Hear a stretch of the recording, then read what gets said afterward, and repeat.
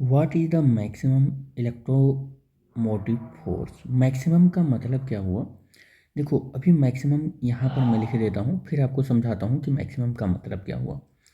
Motive force induced in a coil, और coil पर turning कितनी है बेटे, टर्निंग है 400 टर्न है। ठीक है, कह रहा है कि एवरेज रेडियस उस कॉयल की कितनी है, रेडियस है 12 सेंटीमीटर। इसे आप मीटर में जब बदलेंगे तो 12 × 10⁻⁻² मीटर हो जाएगा।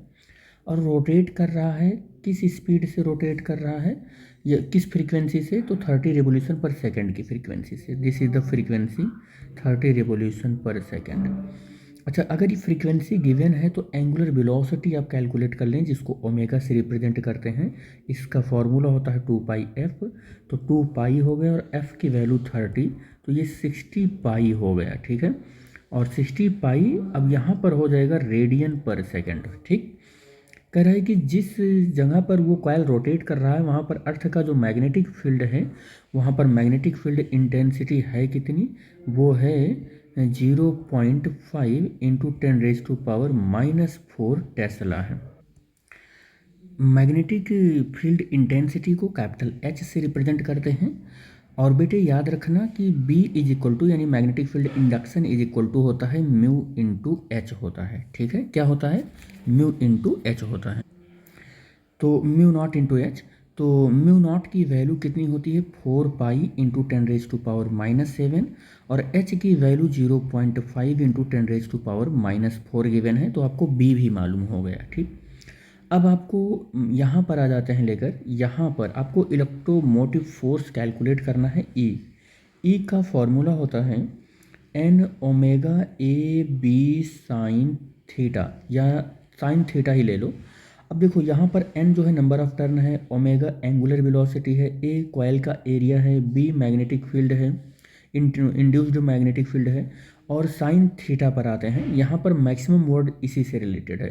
भाई अगर थीटा की वैल्यू आप जीरो देखते हो तो जीरो पर, 0 डिग्री पर जीरो मिलता है, लेकिन 90 डिग्री पर क्या क्या मिलता है, 1 मिलता है। अब फिर आप 90 से आगे बढ़ोगे 180 तक, तो धीरे धीरे रिड्यूस होकर और फिर जीरो मिल जाता है। इसका मतलब ये जब इलेक्ट्रोमोटिव फोर्स आप कैलकुलेट करने जा रहे हो और मैक्सिमम आपको लेना है, तो थीटा की जो वैल्यू है वो क्या लोगे आप, 90 डिग्री लोगे। तो मैक्सिमम का यहाँ पर यही मतलब है कि थीटा आपको बता रहा है कि आप 90 यूज कर लो। ठीक है, और अगर आपने थीटा की वैल्यू 90 यूज किया बेटे ना, तो इलेक्ट्रोमोटिव फोर्स की जो वैल्यू है ई की, वो N⍵ और AB ये बचेगा, क्योंकि साइन थीटा साइन 90 यूज किया और उसकी वैल्यू 1 हो गई, साइन 90 की वैल्यू 1 हो गया। ठीक है, अब small E is equal to N की वैल्यू रख दो, जो कितना है 4,000, ये हमने वैल्यू रख दिया। और आगे फर्दर वैल्यू सारी हम पुट करते हैं, और ओमेगा की वैल्यू हमने कैलकुलेट की है 60, और पाई की वैल्यू बेटे देखो 3.14 रखेंगे। एरिया का मतलब πr², और पाई रख दिया, और आर की वैल्यू ये हमें ये रखना है 12 × 10⁻⁻², और πr² हो गया। और यहाँ पर बी होना चाहिए, ये हमने बी की जगह पर ओमेगा लिख दिया था, तो यहाँ पर बी होना चाहिए।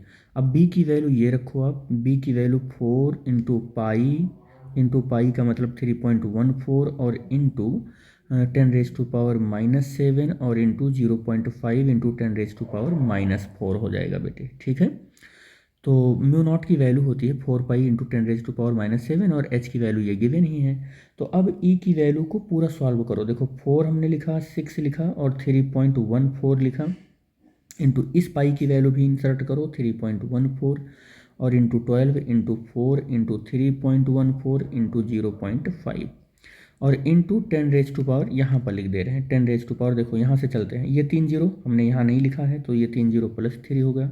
एक जीरो यहाँ कभी नहीं लिखा था, तो +1 हो गया।